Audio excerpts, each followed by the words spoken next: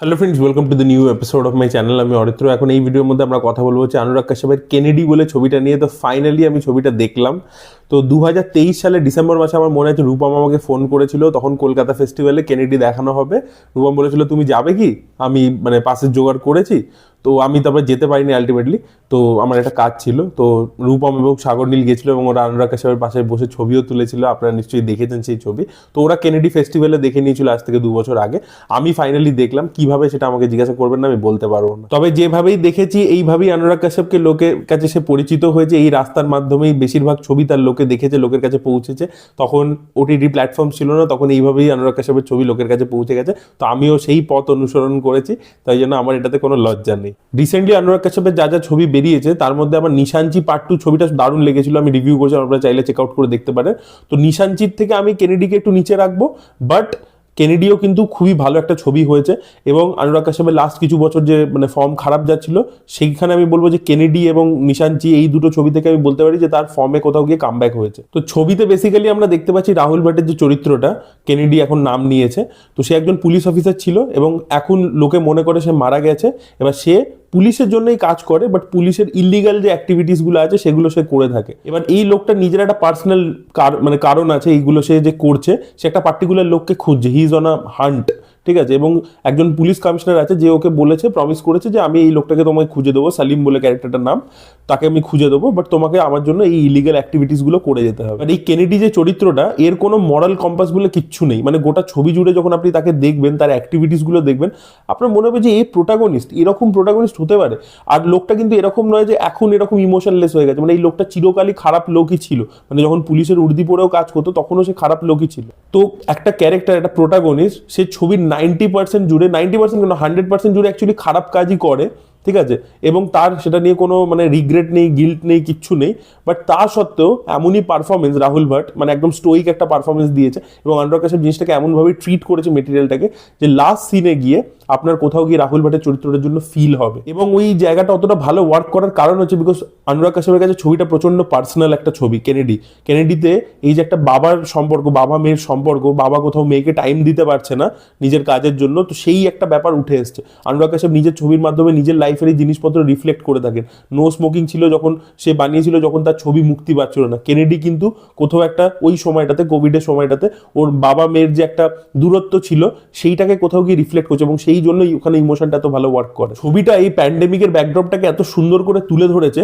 আপনারা দেখবেন প্যান্ডেমিকের সময় আমরা দেখতে পেয়েছিলাম ক্রাইম রেট বেড়ে গেছিল, লোকের মধ্যে ভায়োলেন্স বেড়ে গেছিল, লোকে বাড়িতে বন্দি যেহেতু ছিল, তাদের না যেভাবে নর্মালি তারা রিয়াক্ট করে সেটা কিন্তু করছিল না, একটু চেঞ্জেস এসেছিল তাদের মধ্যে। তো সেই জিনিসটাকে দারুণভাবে ক্যাপচার করেছে। একটা ছেলে, সে নিজের বাড়িতে বাইক চাইছে, এবং বাইক চাওয়ার পরবর্তীতে সে কি করছে অ্যাক্টিভিটিটা, সেটা দেখে আপনার মনে হবে যে হ্যাঁ ভাই, এর সাথে যেটা হলো পরবর্তীতে রাহুল ভাট যেটা করলো সেটা জাস্টিফাইড। এবং ছবির মধ্যে কয়েক জায়গায় প্রোটাগনিস্টকে আপনার নিজের ওই ভাইরাসটার মতো মনে হবে, ভাইরাসটার করোনা ভাইরাসের মতো মনে হবে। এবং সেটা দেখবেন করোনা প্রথমে কি হয়েছিল, একদম গরিব মানুষদেরকে এফেক্ট করেছে, তারপরে ধীরে ধীরে সোশ্যাল স্ট্যাটাতে উঠেছে। যারা বড় লোক তারা অনেক পরবর্তীতে এফেক্টেড হয়েছে, তারাই কিন্তু প্রথমে এফেক্টেড হয়নি। তো এই যে সেইটাও কিন্তু আমরা দেখতে পাই এখানে, যে প্রোটাগনিস্ট যে তার যে অ্যাক্টিভিটিগুলো প্রথমে একদম লো লেভেলের লোকেদের উপরে সেটার এফেক্ট পড়ছে, ধীরে ধীরে সেটা হাইরার্কি চড়ছে আর কি। এবং এই ছবির জনরাটা হচ্ছে পোলার বলে এটাকে, বেসিক্যালি হচ্ছে নিও নোয়ার ফিল্ম, বাট সেটা ফ্রান্সে একটা 70s একটা অ্যাডাপ্টেশন সেটার হয়েছিল, যেটাকে পোলার বলতো আর কি, যেখানে পুলিশদের, ক্রিমিনালদের গল্প আমরা দেখতে পাই। তো সেটার উপর মুডের ওপর অনেক কিছু ডিপেন্ড করছে। তো এখানে সিলভেস্টার ফনসেকা, যে হচ্ছে অনুরাগ কাশ্যপের ডিওপি, সেই যে পুরো মুডটা ক্রিয়েট করেছে, সেটা লাইটিং করে পুরো ওয়ার্ল্ড বিল্ডিং যেটা করেছে ভিজুয়ালি, সেটা দেখতে দারুণ লাগে। এবং তার সাথে এই যে মিউজিকের যে কাজ, তো এই ছবির যে মিউজিকের কাজ হয়েছে সেটা কিন্তু এক্সট্রাঅর্ডিনারি হয়েছে। এখানে এক একটা ভায়োলেন্ট সিনে যেরকম মিউজিক ব্যবহার করা হয়েছে, আপনি এক্সপেক্টই করবেন না যে ওরকম একটা মিউজিক আপনি ওরকম সিচুয়েশনে শুনতে পাবেন। এবং সেই মিউজিক এবং এতক্ষণ ভিজুয়ালসের যে কথা বলছিলাম, সিলভেস্টার ফনসেকা যেটা তৈরি করেছে, সেই দুটো মিলিয়ে যে পুরো অনুরাগ কাশ্যপের ওয়ার্ল্ডটার মধ্যে এমন আমাদেরকে সাকিন করে নেয়, সেটা দেখবার মতো। ছবিটা কিন্তু বেশ বড় একটা ছবি। আচ্ছা, সানি লিওনি এই ছবির মধ্যে রয়েছে। অনেকের মনে হতে পারে যে সানি লিওনি চরিত্রটা বেশি শেডস নেই, বেশি ডাইমেনশন নেই, খুব টিপিক্যাল একটা চরিত্র, বাট ক্যারেক্টারটা এরকম হয়ে গেছে যে ক্যারেক্টারটা এমন একটা জায়গা থেকে আসছে, এমন একটা স্ট্রাটা থেকে বিলং করে, সোশ্যাল স্ট্রাটা থেকে, যে ও না সব কিছুতেই ওরকম হাসে, ও আর কিছু পারে না। ওর মধ্যে দুঃখ কষ্ট সবকিছু লুকিয়ে আছে, ও মার খায় ইত্যাদি, সেগুলো আমরা দেখতে পাই, গ্লিমসেসে দেখতে পাই, স্নিপেটের মতো করে। এবং তাই জন্য ও সবেতেই না ওরকম একটা বিকটভাবে হাসে প্রত্যেকটা জিনিসে, ঠিক আছে, ওই অ্যাবসার্ডিটিটা বোঝাচ্ছে আর কি, মানে she doesn't know how to process this emotion, তাই জন্য একটা সিনেও গুলি খায় তখনও হাসে ওইভাবে। যেটা বলছিলাম যে কোভিডের ব্যাকড্রপটাকে খুব সুন্দর করে ধরা হয়েছে, তার সাথে অনুরাগ কাশ্যপ ওই পার্টিকুলার সময়ে সরকার কি করছিল এবং ধীরে ধীরে গভর্নমেন্ট, বিজনেসম্যান, কর্পোরেট তাদের মধ্যে যে টাই আপ সেগুলোর ব্যাপারে কমেন্ট্রিও রয়েছে, কিন্তু বিভিন্ন জায়গায় নাম না করেই রয়েছে, কিন্তু রয়েছে সেটা পরিষ্কার আপনি বুঝতে পারবেন। এবং রাহুল ভাট এই ছবিতে যা কাজ করেছে না, এক্সট্রাঅর্ডিনারি কাজ করেছে। আমি যেটা বললাম আগেই যে ওরকম জায়গাতেও আমাদেরকে ইমোশন ফিল করাতে পারছে, সেটা রাহুল ভাট দুর্দান্তভাবে পুল অফ করেছে। এবং অ্যাকচুয়ালি এই ধরনের চরিত্র বেশি ইমোশন সে দেখাচ্ছে না, শো করছে না, কোনো ডায়লগস দিচ্ছে না, ছবির ম্যাক্সিমামটা জুড়ে সে পুরোপুরি চুপ, সেখানে পারফর্ম করা খুব ডিফিকাল্ট। আর ছবির মধ্যে বিভিন্ন জায়গায় না পোয়েট্রি ইউজ করা হয়েছে, গান ব্যবহার করা হয়েছে, সেগুলোও কিন্তু খুবই ভালো ছিল। এখানে এই যে চরিত্রটা যেহেতু আনঅ্যাপোলজেটিক্যালি প্রচুর খুন করে যায়, তো ওই জন্য ওর মাইন্ড স্পেসটা এক্স্যাক্টলি ওর মাইন্ডের মধ্যে কি চলছে সেটা না আমরা ওর বাড়ির মধ্যে দেখতে পাই, ঠিক আছে। সেখানে কন্টিনিউসলি একটা ক্যারেক্টার ওর সাথে থাকে আর বিভিন্ন ক্যারেক্টার ওর সাথে দেখা করতে আসে। ওই জিনিসটা যেভাবে দেখিয়েছে, যেভাবে আনফোল্ড করেছে, ওটা দেখবার মতো ছিল। মানে ওরকম ভাবে যেটা ড্রিম সিকোয়েন্স হতে পারে সেটা দেখবার মতো। দেখুন, কিছু সিনেমা থাকে যেখানে গল্পটা ইম্পর্টেন্ট নয়, মানে যে স্টোরিটা কি প্লট, এটা প্লট হেভি সিনেমা নয়, ঠিক আছে। এখানে গল্পে যা যা হচ্ছে, এখানে একটা রিভেঞ্জের অ্যাঙ্গেল আছে, যা আছে সবই মোটামুটি আপনার দেখা, এবং সেটার উপর এমফাসিসটা নয়। It is more about the mood, it is more about the treatment. গল্পটা কিভাবে আনফোল্ড হচ্ছে, কোন সেটিংয়ে আনফোল্ড হচ্ছে, সেগুলো বেশি ইম্পর্টেন্ট হয়ে দাঁড়ায় এই ছবির ক্ষেত্রে।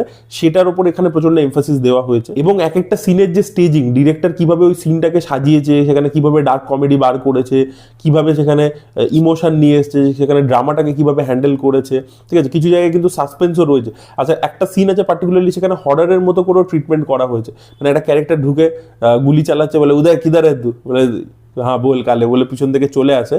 তো সেই জায়গাটা দেখবার মতো, সেখানটা পুরো হরর ট্রিটমেন্ট আর কি, ব্যাটম্যান বিগিনসের মতো একটা ভাইব পাবেন। ছবি দেখুন, নেগেটিভ আমার কিছু লাগেনি। ছবিটা রান টাইমটা বড়, এটা প্রায় 2 ঘন্টা 20 মিনিট প্লাস একটা রান টাইমের ছবি। তো ছবিটা অনেকটা বড়, স্লো বার্ন ওয়েতে ধীরে ধীরে আনফোল্ড করে, এবং ওয়ার্ল্ড বিল্ডিংটার ওপর বেশি সময় দিয়েছে। যেহেতু আমি বললাম যে জিওগ্রাফিটা, কোন সেটিংয়ে গল্পটা আনফোল্ড হচ্ছে, কিভাবে আনফোল্ড হচ্ছে, এই যে মুডটা তৈরি করা, সেইটার ওপর করে, মানে সেটার ওপর যেহেতু বেশি এমফাসিসটা, তাই জন্য সেটাতে অনেকটা সময় দেওয়া হয়েছে। তাই জন্য প্রথম দিকে আপনার মনে হতে পারে যে কি হচ্ছে ভাই, একই জিনিস করে যাচ্ছে, ক্যারেক্টারটা কিছু কথা বলছে না, কি হচ্ছে। বাট আপনি সিনেমাটাকে যত টাইম নেবেন, সিনেমাটা ধীরে ধীরে ধিমে আঁচেতে এত সুন্দর রান্না হবে, এবং যে এত সুন্দর আলটিমেটলি যখন ছবিটা গিয়ে শেষ হবে, সেখানে যে পুরো কালমিনেশনটা হবে, সেটা দেখবার মতো। তো আমি তো হাইলি রেকমেন্ড করবো আপনাদেরকে কেনেডি দেখার জন্য। আমি জানি না ছবিটা আলটিমেটলি কোনোদিনও হলে মুক্তি পাবে কিনা, বাট ছবিটা কিন্তু আপনারা দেখুন। আর আমার মনে হয় যারা সিনেফাইলস রয়েছে তারা কালকের পরবর্তীতে দেখেই নিয়েছে ছবিটা, এবং ছবিটা কিন্তু আমার পার্সোনালি খুবই ভালো লেগেছে। So that was it guys, thank you so much, bye by.